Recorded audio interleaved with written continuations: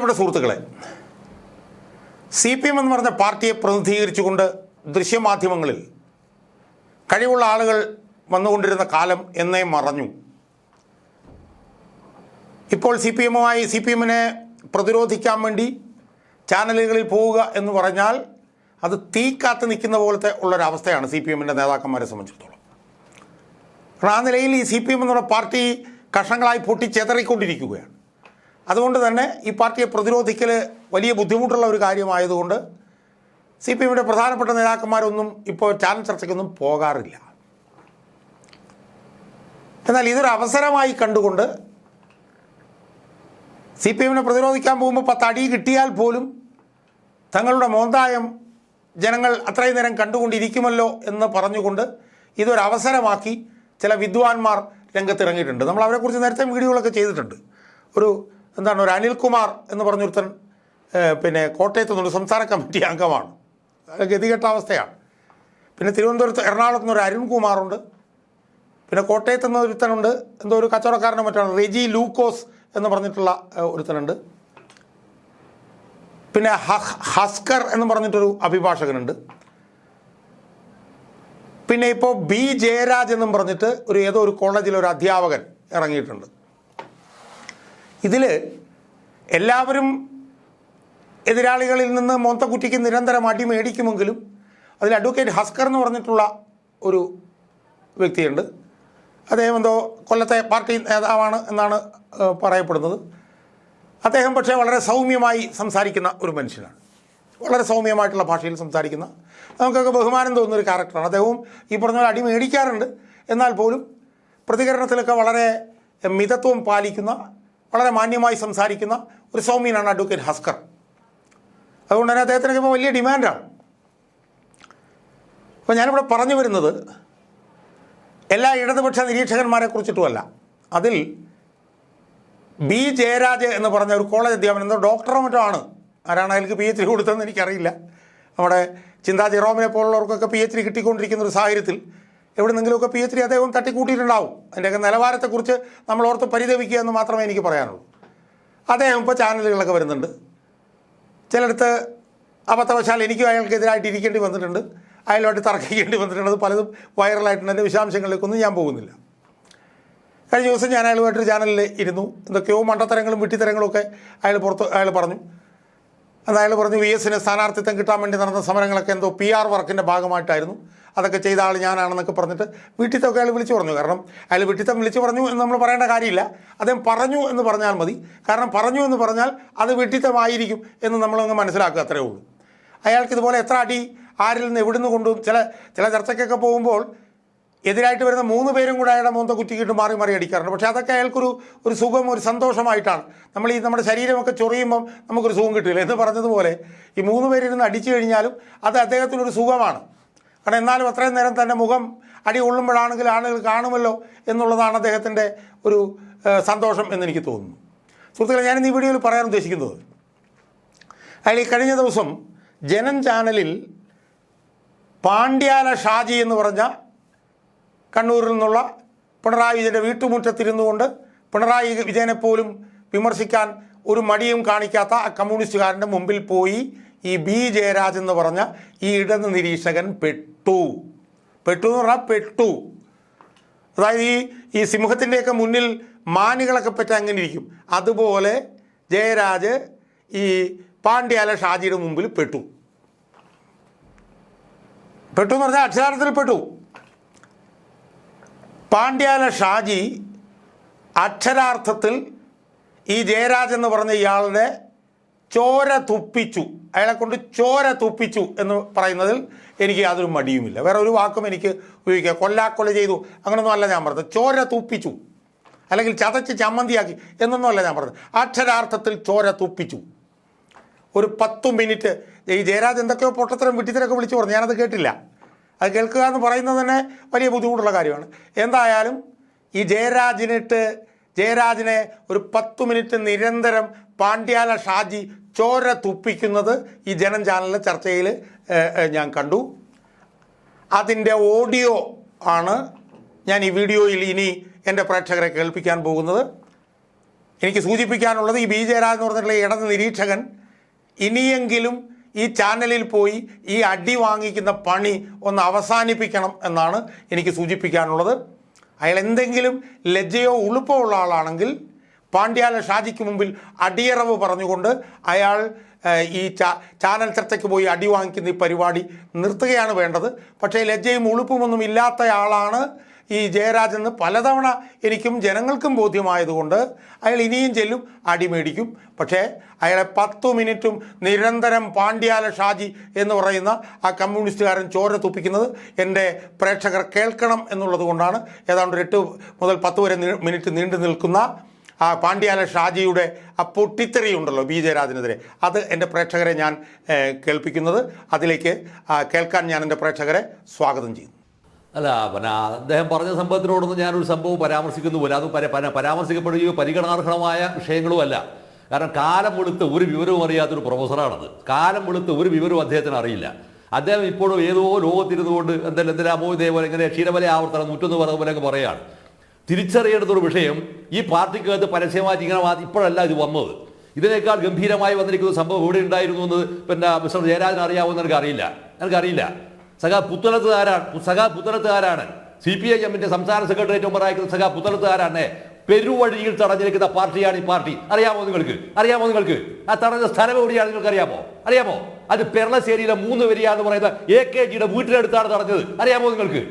ഒരു വക ചരിത്രബോധം ഒന്നുമില്ലാതെ ആരെങ്കിലും എന്തെങ്കിലും പറയുന്ന പാർട്ടി റിപ്പോർട്ടിംഗ് പറയാനല്ല ഒരു ഡിബേറ്റിനകത്ത് പങ്കെടുക്കുന്ന സമയത്ത് നിങ്ങൾ നൽകുന്ന സന്ദേശം എന്താണെന്നറിയോ?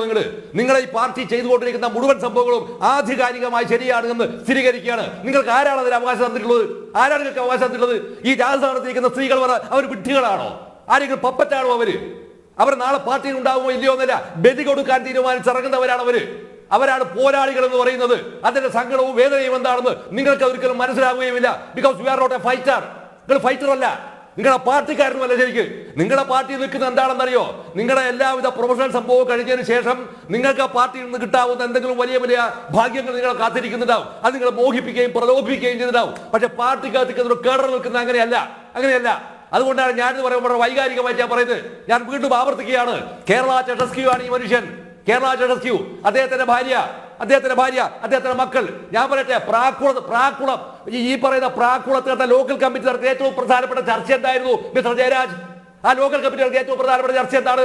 മുഖ്യമന്ത്രിക്കും മുഖ്യമന്ത്രിയുടെ മരുമകനും മുഖ്യമന്ത്രിയുടെ മകൾക്കുമെതിരായി നടന്നിരിക്കുന്ന അടിക്ക് സമാനമായ സംഭവം നടന്നില്ലേ ആ ലോക്കൽ കമ്മിറ്റിക്കകത്ത്?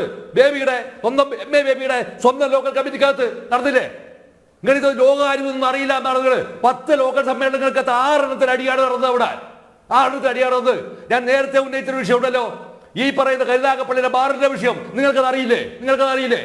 കൊല്ലം ടൗണിനകത്തെ ബാറിന്റെ വിഷയം നിങ്ങൾക്കറിയില്ലേ? നിങ്ങൾക്ക്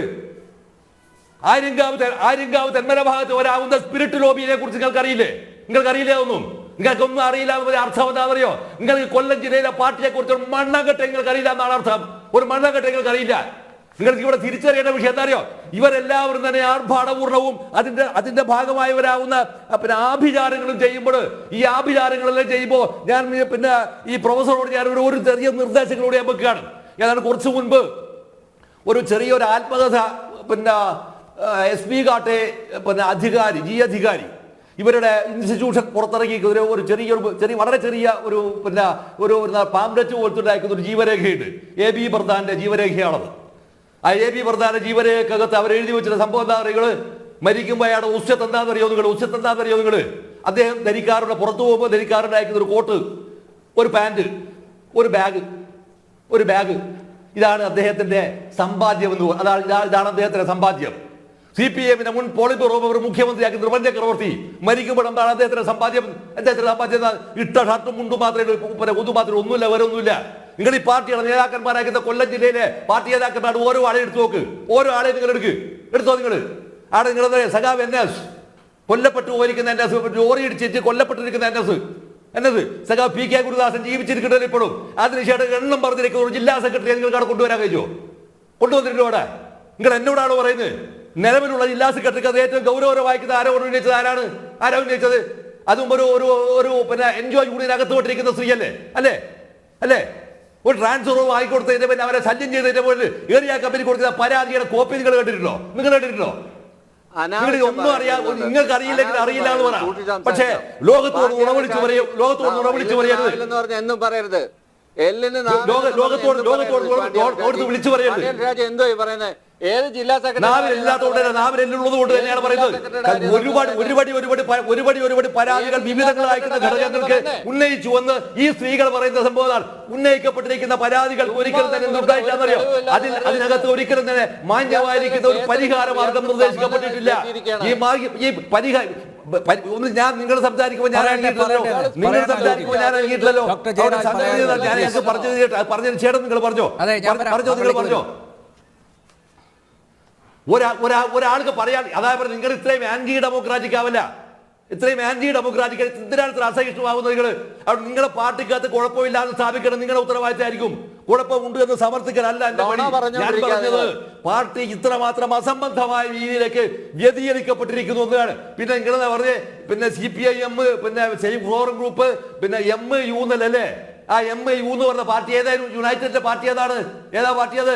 ആ പാർട്ടി എന്ന് പറഞ്ഞത് പിന്നെ VB ചെറിയാൻ ഉണ്ടാക്കിയിരിക്കുന്ന പാർട്ടിയാണത്. നിങ്ങൾക്ക് അതിന് കിലോമീറ്റർ ദൂരത്തൂടെ നടക്കാനുള്ള ബൗദ്ധികമായ സംഭാവന കേട്ടോ കേട്ടോ. ചുമ്മാ എന്തെങ്കിലും വിളിച്ചു പറയലാണ് ഇതിനകത്ത് കയറിയിട്ട്. VB ചെറിയാനോ നിങ്ങളുടെ പാർട്ടി സെക്രട്ടറി, മുൻ പാർട്ടി സെക്രട്ടറി ഇപ്പോഴത്തെ മുഖ്യമന്ത്രിയാണ് പറഞ്ഞത്. ഏതോ ഒരു ചൊറിയാൻ വിളിച്ചതാ, ഏതോ ഒരു ചൊറിയാൻ. VB ചെറിയാൻ ന്യൂക്ലിയർ റിസർച്ച് നടത്തുമ്പോൾ അറിയാം അതിന്റെ കിലോമീറ്റർ ദൂരത്താണ്. അതിന്റെ ഒരു പാരഗ്രാഫ് പോലും വായിച്ചാൽ മനസ്സിലാവില്ല സാർ. ഇപ്പോഴും നിങ്ങളുടെ കേരളത്തിൽ ചീഫ് മിനിസ്റ്റർക്ക് മനസ്സിലാവില്ല. ഇപ്പോഴത്തെ സംസ്ഥാന സെക്രട്ടറി ഗോവിന്ദന് മനസ്സിലാവോ?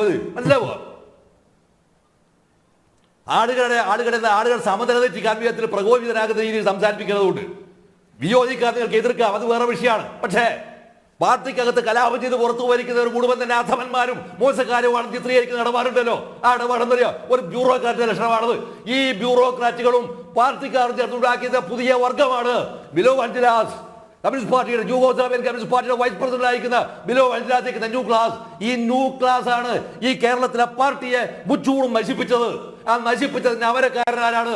അമരക്കാരൻ കേരള റെസ്ക്യൂ ആയിരിക്കുന്ന നിങ്ങളുടെ കേരളത്തിലെ ഇപ്പോഴത്തെ മുഖ്യമന്ത്രിയാണ്. ഇതാണ് എന്റെ പോയിന്റ്. കൗണ്ടർ ചെയ്യാൻ പറ്റില്ല. കൗണ്ടർ ചെയ്യും. ചുമ്മാ എന്തെങ്കിലും പിടിച്ചു പറയാനാണ് നിങ്ങൾ. ശ്രീകുമാർ സാർ, അമ്പ് കൊള്ളാത്ത നേതാക്കന്മാരില്ല. ഞാൻ വരാം. പാണ്ഡ്യാർ ഷാജി ഞാൻ വരാം ഒരു നിമിഷം. ശ്രീകുമാർ സാർ ഒരു മിനിറ്റ് പറഞ്ഞോ. യെസ്, ഒരു മിനിറ്റ്. ഇതിൽ മറ്റൊരു ഉദാഹരണം CPIയുടെ മുൻ സംസ്ഥാന സെക്രട്ടറി ആയിരിക്കുന്ന സഖാവ് പന്ന്യൻ എന്ന പാർട്ടി സംസ്ഥാന സെക്രട്ടറി സെൻട്രൽ കമ്മിറ്റിയിൽ സെൻട്രൽ സെക്രട്ടറിയിൽ നിൽക്കുന്ന കാലമാണ്. പന്ന്യൻ ഒരാളൊരു വാച്ച് കൊടുത്തു, ഒരു ഗൗരവമുള്ളൊരു വാച്ച് കൊടുത്തു. ഈ വാച്ച് കെട്ടിയിട്ട് നടക്കുമ്പോൾ സഖാവ് വെളിയം ഈ സംഭവം കണ്ടു. അപ്പോൾ അദ്ദേഹത്തിൻ്റെ കൂടെ അത്യാവശ്യം പാർട്ടി CPIയുടെ സഖാക്കളുണ്ട്, മറ്റാർക്കുണ്ട്. ഇതെല്ലാം കഴിഞ്ഞതിന് ശേഷം എന്താ പറഞ്ഞാൽ പിന്നെ പാർട്ടി ഓഫീസിലേക്ക് പിന്നെ വെളിയെ പോയി. കുറേ കഴിഞ്ഞപ്പോൾ സ്വാഭാവികമായും പിന്നെ പന്ന്യൻ ചെന്നു കഴിഞ്ഞാൽ അവിടെ മുറിയിലാണ് ഇരുന്ന് കഴിഞ്ഞപ്പോൾ വെളിയം പന്ന്യനെ വിളിച്ചു. പന്ന്യനല്ല വിളിക്കുന്നത്, വെളിയെന്നങ്ങനെ വിളിക്കാം, പേര് വിളിക്കാം. രവി ഒന്നിങ്ങോട്ട് വരണമെന്ന് തോന്നും. പന്ന്യൻ രവിയായിട്ട് എന്ത് ചെയ്യാന്ന് പറഞ്ഞാൽ ഈ വെളിയത്തിൻ്റെ അടുത്ത് ചെല്ലുകയാണ്. എന്നിട്ട് വെളിയം പറഞ്ഞത് എന്താണെന്നറിയോ? ഈ വാച്ച് ഗംഭീരമായ വാച്ചാണ്, അത് കാശ് കൊടുത്ത് വാങ്ങാനുള്ള പൈസ ഒന്നും തൻ്റെ കയ്യിലില്ല എന്ന് എനിക്കറിയാം. പക്ഷെ ഇത്രയും ഗൗരവമുള്ള ഒരു വാച്ച് നിങ്ങൾ കിട്ടുമ്പോഴോ പാർട്ടി സഖാക്കൾ എന്ത് കരുതുമെന്ന് ഒന്ന് അന്വേഷിക്കണം, ഒന്ന് ആലോചിക്കണം. ഇത്രേ പറഞ്ഞുള്ളൂ. പന്ന്യൻ ഇന്നും വാച്ച് കെട്ടിയിട്ടില്ല. മിസ്റ്റർ ജയരാജ് ഇന്നും വാച്ച് കെട്ടിയിട്ടില്ല. അറിയോ? ഒരു കേഡർ അനുഭവപ്പെടുന്നത് എങ്ങനെയാണ്? ഒരു കേഡറെ അനാസക്തനാക്കുന്നത് എങ്ങനെയാണ്? ഒരു കേഡറെ ഫൈറ്ററാക്കുന്നത് എങ്ങനെയാണ്? ഒരു കേഡറെ ധാർമ്മിക ബോധം ഉയർത്തുന്നത് എങ്ങനെയാണ്? ഇതാണ് അടിസ്ഥാനപരമായ വിഷയം. ഇതാണ് അടിസ്ഥാനപരമായിരിക്കുന്ന വിഷയം. ഇത് മനസ്സിലാവണമെങ്കിൽ എന്ത് വേണമെന്നറിയോ? മനസ്സിലാവണമെങ്കിൽ ഒരു കമ്മ്യൂണിസ്റ്റുകാരുടെ ഹൃദയത്തിൽ നെഞ്ചിൽ തൊട്ടണം, ധാർമ്മികതയിൽ തൊടണം. ഈ ധാർമ്മികതയെ തൊടാൻ കഴിയാതെ ഒന്നുമല്ല. നമുക്കെന്താണ്? നമുക്ക് വേറെ കാട്ടിലെ മരം തേവരുടെയാണ് വലിയടാവലി. ഈ വലിയടാവലി എന്ന് പറയുമ്പോഴാണ് ഈ കണ്ണൂർ ജില്ലയിലെ KBT 4757 CPIന്റെ ജില്ലാ കമ്മിറ്റിയുടെ കാറാണ്. ആ കാറിൽ ഈ പറയുന്ന മുഖ്യമന്ത്രി RSS കാർ വരുന്നത് പറ്റി ഒരു തവണ കയറിയതാണ്. പിന്നീട് മരിക്കുന്ന ഈ പറയുന്ന ഘട്ടം വരെ ആൾ ഇറങ്ങിയിട്ടില്ല. അപ്പോൾ എന്തായി? അപ്പോൾ പാർട്ടിയുടെ സംരക്ഷണമായിരുന്നു. പിന്നീട് എന്തായി? ഇപ്പൊ സംസ്ഥാന സർക്കാരിന്റെ സംരക്ഷണം. ഇനി നാളെ അയാൾക്ക് എന്ത് വേണം? ഇന്ത്യൻ പ്രധാനമന്ത്രി സെറ്റ് കാറ്റഗറിയുടെ അമിത്ഷാ സെറ്റ് കാറ്റഗറിയിലേക്ക് വീണ ഒരു അവസ്ഥ അയാൾ ഇതിന്റെ പേരിൽ അയാൾ ഉണ്ടാക്കാൻ പോവുകയാണ്. മിസ്റ്റർ ജയരാജ് ഇതിന്റെ പേരെ ഉണ്ടാക്കാൻ പോവുകയാണ്. അത് എഴുതി കൊടുക്കാവുന്ന ആരുണ്ടാവുന്ന DGP-മാരും ഈ കേരളത്തിൽ ഉണ്ടായിരിക്കും, DGP-മാരും ഉണ്ടായിരിക്കും. അത് വേണം ഇയാൾക്ക്. ഇല്ലെങ്കിൽ കേരളത്തിലെ തെരുവോരത്ത് വെച്ച് ഇയാൾ ആക്രമിക്കപ്പെടുമെന്ന് ആരെഴുതും പുറത്തു പറയില്ല. പകരം അത് ഇന്റലിജൻസിന് റിപ്പോർട്ടാക്കി വ്യാഖ്യാനിക്കുകയും ഇതിനേക്കാൾ ആർഭാടപൂർണ്ണമായി യാത്ര ചെയ്യുകയും ചെയ്യും. അപ്പോഴും നിങ്ങൾ പറയണം ഇത് എവിടുത്തെ പ്രതിഭാസമാണ്, ഇത് ഓച്ചിറയിലെ പ്രതിഭാസമാണെന്ന് പറയണം. ഇത് ഓച്ചിറയിലെ പ്രതിഭാസമല്ല. ഇത് പാർട്ടി മുടിഞ്ഞ് അതിന്റെ ആത്മനാശത്തിലേക്കുള്ള യാത്രയിൽ, അതിന്റെ ആത്മീയ യാത്രയിലേക്ക് നാശത്തിന്റെ യാത്ര ചെയ്യുമ്പോൾ ഉണ്ടാകുന്ന സ്വാഭാവികമായ തവിട് ഒടിയലാണ്. ഈ തവിട് ഒടിയുണ്ടാക്കുന്ന യാത്രയുടെ ആരംഭം കുറിച്ചിട്ടേ ഉള്ളൂ. അതുകൊണ്ട് ഒറ്റൊരു കാര്യം കൂടെ പറഞ്ഞിട്ട് ഒരു വരി കൂടി പറഞ്ഞ് അവസാനിപ്പിക്കാം. അതുകൊണ്ട് ചേട്ടസ്ക്യൂവിന്റെ ഭാര്യയും എവിടെയാണുള്ളത് എന്ന് ഇപ്പോഴും പറഞ്ഞിട്ടില്ല. ജനം തൂക്കി എറിഞ്ഞതാണ്. ഈ എറിഞ്ഞവരെ കടലിൽ എറിഞ്ഞിട്ട് ആ 2 ബോഡിയും ഇന്നേ അവരെ കരതൊട്ടില്ല. മിസ്റ്റർ ജയരാജ് ഇന്നേ അവരെ കരതൊട്ടില്ല. അതുകൊണ്ട് കാലവും ചരിത്രവും ബാക്കിയുണ്ടെങ്കിൽ നിങ്ങൾ ഈ പറയുന്ന ഓച്ചിറയിലെ പ്രതിഭാസമല്ലേ, ഇത് 14 ജില്ലകളിലെയും ഈ പാർട്ടിയെ പിടിച്ചു കുലുക്കും. ഈ സാധനം നിങ്ങളുടെ മനസ്സിൽ കുറിച്ചു വെച്ചോ. That is what is going to happen. ഇത് മാത്രമാണ് ഇപ്പൊ പ്രാഥമികമായ റൗണ്ടിൽ മിസ്റ്റർ നമ്പ്യാർ എനിക്ക് പറയാനുള്ളത്.